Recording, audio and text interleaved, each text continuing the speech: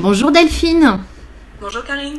Alors nous sommes en direct de Turquie et tu as accepté de répondre à nos questions. Merci Delphine. Merci à toi. Tu es professeur des écoles, actuellement en disponibilité donc à Istanbul. Et tu as très vite ressenti le besoin de t'engager, de t'investir dans le bénévolat et l'associatif. Alors peux-tu nous expliquer pourquoi Delphine ? Oui, bien sûr. Je suis donc arrivée en septembre. Assez rapidement, j'ai pu rencontrer plusieurs personnes qui étaient en charge de plusieurs demandes, de plusieurs besoins au niveau de différentes associations, au niveau de différents centres. Notamment un centre qui s'appelle Yusra Community Center, qui a pour mission principale d'accueillir les familles réfugiées, principalement les enfants et les femmes réfugiées. Leurs besoins au début de septembre étaient de trouver et de former un groupe de femmes pour faire de la couture et notamment un projet de couture de sacs tote bag. Donc les fameux tote bags, ce sont les sacs en tissu qui sont amenés à remplacer les sacs en plastique au fur et à mesure du temps ici en Turquie. Donc nous allons passer à l'issue de ton interview un témoignage de Shalaraza qui est responsable du centre de Yusra Community Center. Mais tu as également répondu à d'autres appels à candidature dans le même champ d'action. Est-ce que tu peux nous en parler ?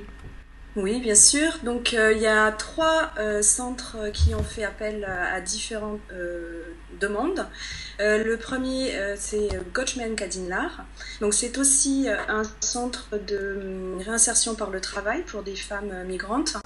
Donc, aussi autour de la couture. Donc là, la demande était plus de les aider pour trouver des réseaux pour pouvoir vendre leurs produits, qui sont aussi des sacs, des pochettes, tout en tissu, etc. Le deuxième centre est un centre aussi de réinsertion par le travail des femmes, donc il s'appelle Kadın Kadınna, qui là est axé plus sur la cuisine. Donc là, elle travaille les produits de saison et en font soit des conserves, soit des compotes, etc.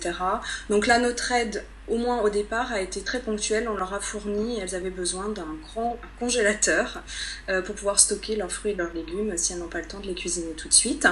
Et enfin, le troisième centre, qui est un collège en fait, où les enfants sont des enfants orphelins et où là le principal but pour nous en tant que bénévoles est de venir les aider, parce qu'il y a des cours de français, voilà, soit des cours de conversation, soit des cours de production orale, et là nous avons toute notre place en tant que bénévoles.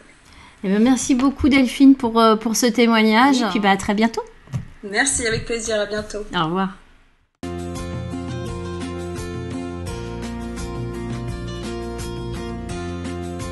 Retrouvez toutes nos vidéos sur notre page Facebook UNSA Éduc Secteur Société ou sur notre chaîne YouTube UNSA Éducation.